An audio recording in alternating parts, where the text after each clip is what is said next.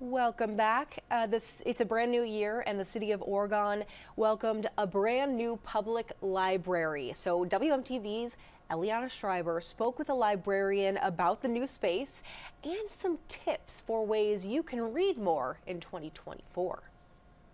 You guys have a new library that just opened in your new space. It's really exciting. So, um, tell me a little bit about that and the new space and how's that going? You guys just opened last Yes. week. Yes, we opened on January 4th. Well, we had our grand opening celebration then, and then we opened our normal hours on the 5th.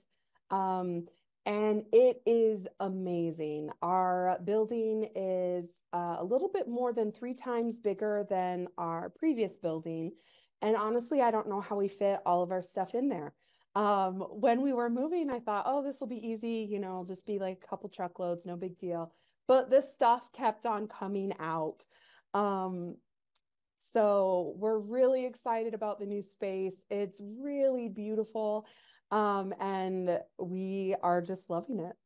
Are there any new features Oh, or yes. what are some of the Yes, highlights absolutely. of Yeah, we have 9 study rooms now. Previously, we had 0.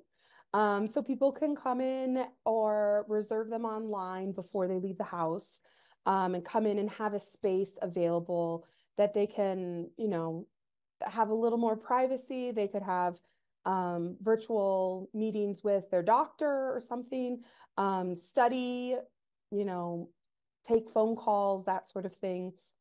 So that's new. We do also have more meeting spaces that are available for the public to also reserve.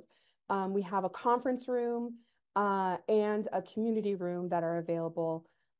We also have more space for programming for the library to put on. We have a children's programming room where story time and lots of fun children's activities will take place, as well as a makerspace where we can get a little creative, get a little messy, and have some fun programming there as well. are there any things that you in particular think that people are often unaware of but could be good resources for people at Yeah, so one of the things that we have, it's part of the Wisconsin Public Library Consortium, is Overdrive.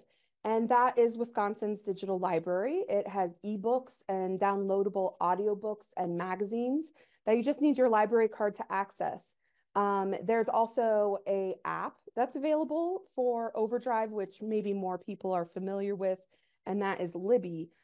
So this allows you to be able to get, books on your phone, on your devices.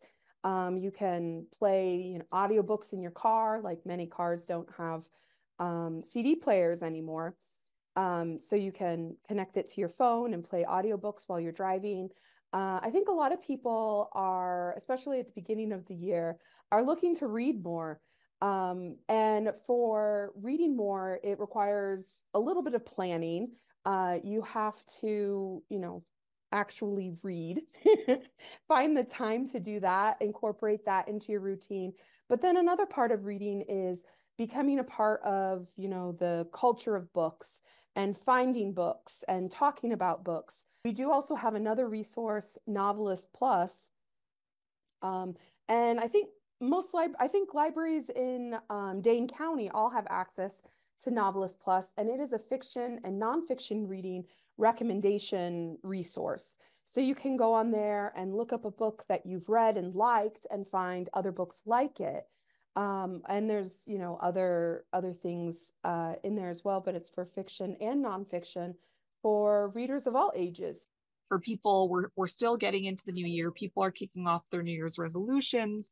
So maybe for people who are trying to read more or get back into reading, what are some tips you have if they're feeling really overwhelmed, but they're thinking, it's a new year and this is my opportunity? What are some tips and some advice that you would have for Yeah. Well, I would say if you are having a hard time finding something you like, go ahead and go into your public library. Most librarians love talking about books and will happily talk about any genre of book that you want. And if you're not sure what genre that is, just have a conversation with them. One thing I also recommend is judging a book by its cover. If you see a book and you're like, oh my gosh, that's really beautiful, I want to like see what that's about, go ahead, grab it. It does give you an idea of the style of the book, but it also helps you find new authors and new things. So I did that last year a handful of times. And I found a lot of new books and genres that I wasn't expecting to like. Another tip would be to never read a book you don't like. Give a book, 50 pages or something. And if you're not into it, just let it go. You're not going to like get a trophy for reading something you dislike. Another tip I would have is to always have books around. Always have one with you. It makes it really easy with Libby because if you have your phone, you can have a book. But don't read the magazines in the doctor's waiting room. Read a book. Have a book in your car. Have it in your purse. Always be around books. Listen to books. A lot of people are like, oh, well, audiobooks, that's not really reading. And I would like to encourage people who think that to change their mind on that. It's a little bit of an ableist thought process to think that only sighted people can read. If you listen to a book, you read it. So listen to books. It's great.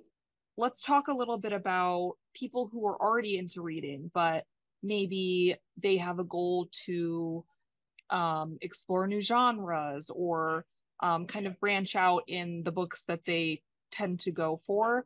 Do you have any suggestions? Yes, if you are looking to try a new genre or read different books or things like that, I would say join a book club. When you join a book club, you're going to be reading books that you didn't select, and they're going to be a little bit different than what you would normally pick. There's also tons of lists out there. So maybe you want to read more books by Indigenous authors or more books by women or something like that. There are just book lists everywhere where you can find titles like that. And also your library will have those as well. Really good advice to get reading more in this new year. And you might want to stock up on some books because we're preparing for a long stretch of winter weather.